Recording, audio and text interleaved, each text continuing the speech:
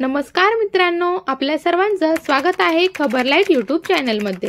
मित्रांनो, शिधापत्रिकेला आधार क्रमांक जोडून त्यानुसार शिधापत्रिकेवरील नाव योग्य असल्याची खात्री करण्यासाठीची जी काही प्रक्रिया आहे अर्थात ई-केवायसी साठी राज्य सरकारने 31 मार्चची मुदत दिली आहे।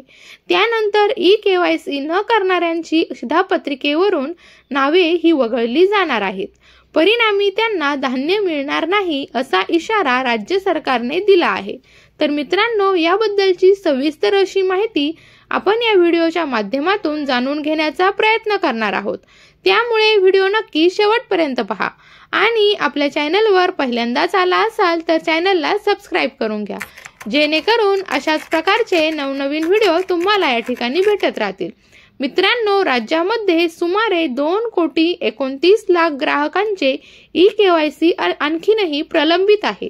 सर्वोच्च न्यायालय तसेच केंद्र सरकारने राष्ट्रीय अन्न सुरक्षा योजनेतील सर्व लाभार्थ्यांची ई-केवायसी पडताळणी करण्याच्या सूचना यापूर्वीच राज्य सरकारला दिल्या आहेत। त्यानुसार राज्यातील सर्व रास्तबाहू दुकानांवर ई-केवायसी मोहीम हाती घेऊन ही कार्यवाही तातडीने पूर्ण करण्याची सूचना सर्व क्षेत्रीय कार्यालयांना दिल्या आहेत। ही प्रलंबितता मोठी असल्याने यासाठी यापूर्वी अनेकदा मुदतवाढ दिली होती। आता 31 मार्च ही अंतिम मुदत दिली आहे। त्यानुसार राज्य सरकारने या संदर्भात कार्यवाही करण्यासाठी सर्व जिल्हा पुरवठा अधिकारी आणि अन्नधान्य वितरण अधिकाऱ्यांना प्रत्येक आठवड्याला प्रलंबित ई-केवायसी पूर्ण करण्याचे निर्देश दिले आहेत। राज्यामध्ये सध्या 22 फेब्रुवारीच्या अहवालानुसार 2,29,02,568 ग्राहकांचे ई-केवायसी अजूनही प्रलंबित आहेत।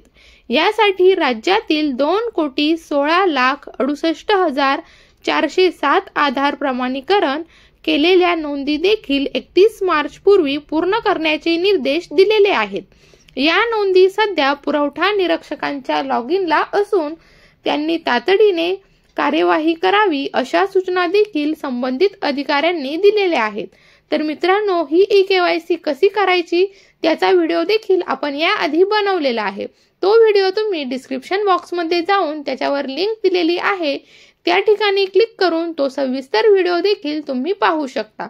तर मित्रांनो, महत्त्वपूर्ण असा व्हिडिओ होता। आवडला असेल तर लाईक करा, शेअर करा आणि आपल्या यूट्यूब चॅनलला सबस्क्राइब करायला विसरू नका। धन्यवाद।